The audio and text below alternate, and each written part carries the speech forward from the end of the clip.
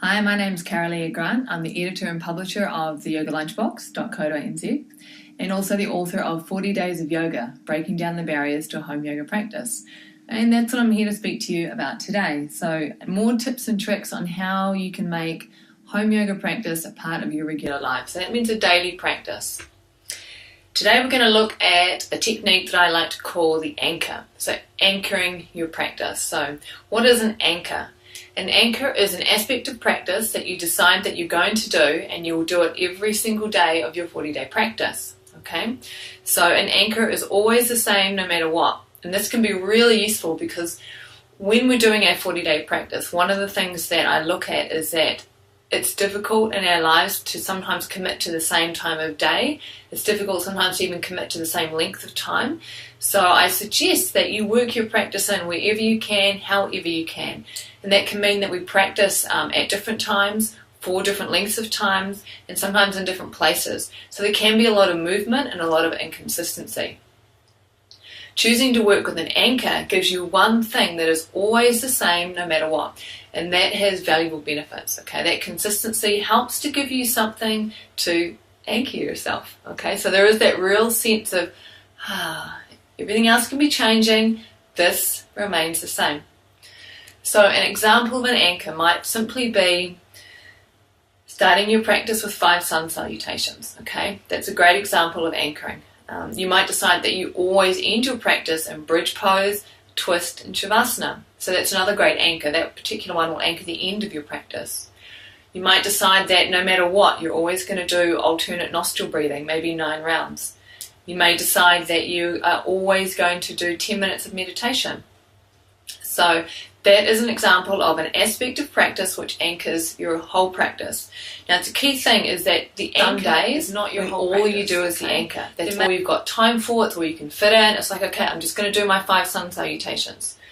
But there will be more often days when you're able to do a whole lot more, okay? But by just having that anchor, it's like, yeah, I get that done, and then what unfolds as a result of that, okay? So how do you choose an anchor? This is the big thing.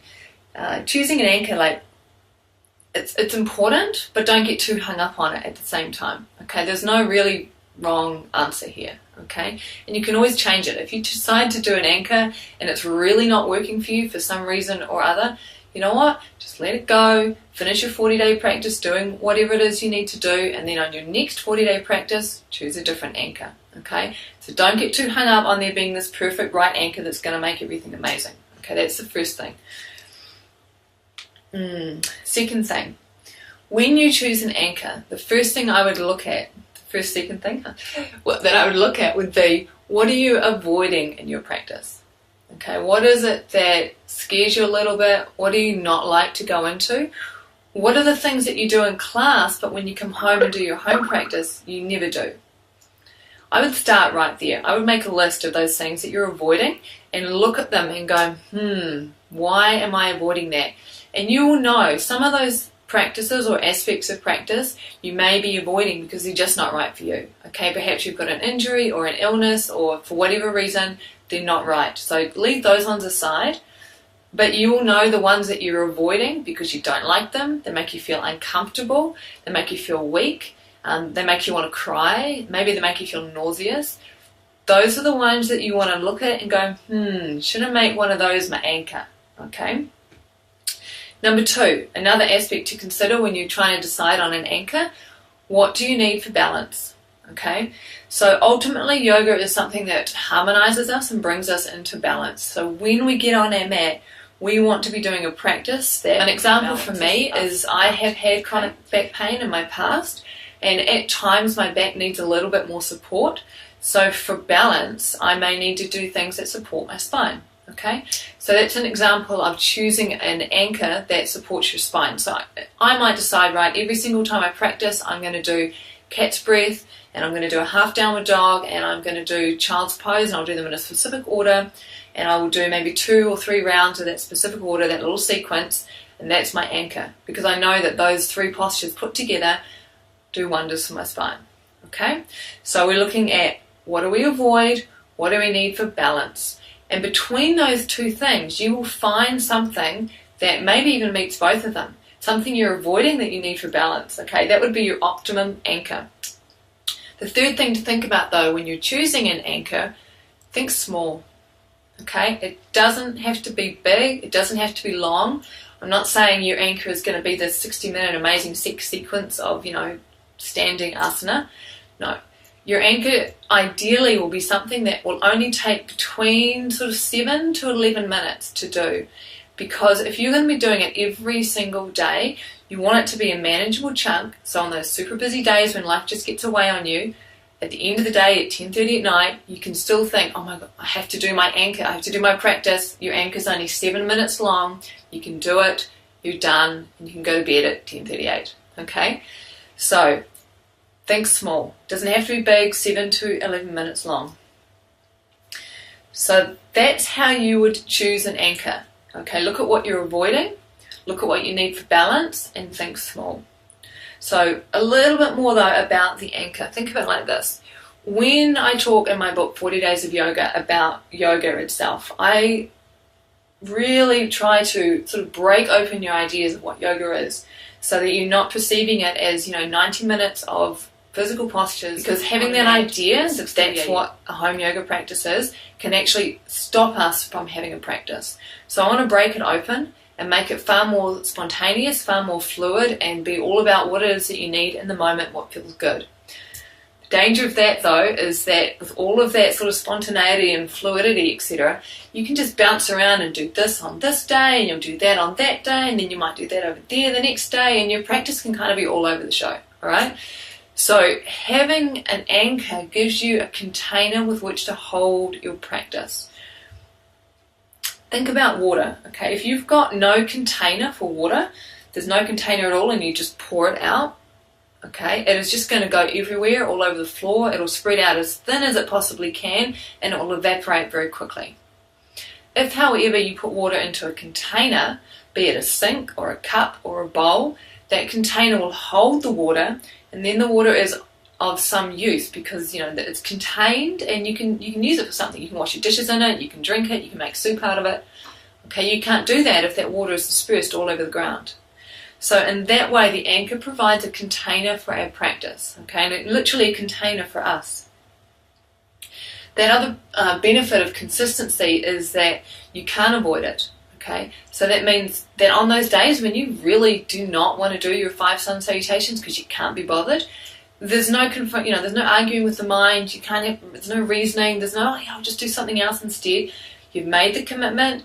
That's your anchor. You're doing it for 40 days. Okay, so it gives you consistency, and by having that consistent anchor all the way through, you can start to observe how you fluctuate in relationship to the anchor.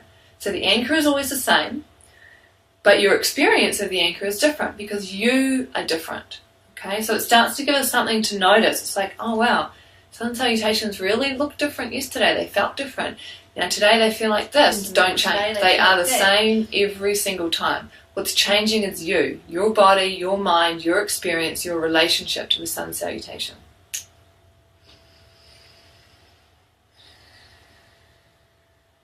Okay. The interesting thing about anchors is that in anchoring our practice in something that we need or we're avoiding, surprising things can happen. Okay, even to me, like I've been using 40-day practices now for maybe 4, 5, 6 years, okay, as a way of maintaining a consistent daily practice. And I don't always have an anchor. Sometimes I'll just be practicing. But then I'll choose an anchor, and it will be because I'm looking for a specific result, or I know there's something I'm avoiding or something that I need. And right now, my anchor practice is 5 sun salutations. This came about because I noticed that I was avoiding them. I'm like, ooh, interesting. All right, let's make it an anchor. So I've done that, and the really surprising thing to come out of it is, as a result, I've started getting up early in the morning. And this is, I used to get up early in the morning all the time, and then I had a baby and I was up all night, and mornings became time to sleep if I could, and then I was up dealing with him. He's 3 years old now. He sort of wakes up around 7 o'clock, and so I've been sleeping in until 7 o'clock as well. Once I started doing my 5 sun salutations, I really wanted to have uninterrupted time to do my practice because all kinds of juiciness was starting to unfold on the mat after those 5 sun salutations. So I figured, you know what, I'm just going to get up at 6:30. And then I realised half an hour is not quite long enough. I'm going to start getting up at 6:15. This morning I got up at 6:05. So an unexpected benefit of anchoring my practice with 5 sun salutations, all of a sudden I have an early morning practice for the first time in my life. So you never know what's going to happen as a result of anchoring your practice. And while it doesn't matter and you're not, there's no attachment to what might happen, it's something to bear in mind that by stepping into the unknown, by going where you avoid, you're opening yourself up for change. And that can be a magical process. So that's it, anchoring. Anchor your practice by choosing an aspect of practice that you will do every single day for your 40 days. Choose something that perhaps you're avoiding or something perhaps that you need. Think small. Keep it to maybe 7 or 11 minutes to do that particular anchor. And then just notice how that consistency of anchor kind of anchors, it's that word, right? It anchors everything amidst fluctuating change. So the time you practice might change, how long you practice might change, you will change. The anchor is always the same. So I'll be really curious to know what it is you choose to anchor your practice with and how does it impact your practice. So,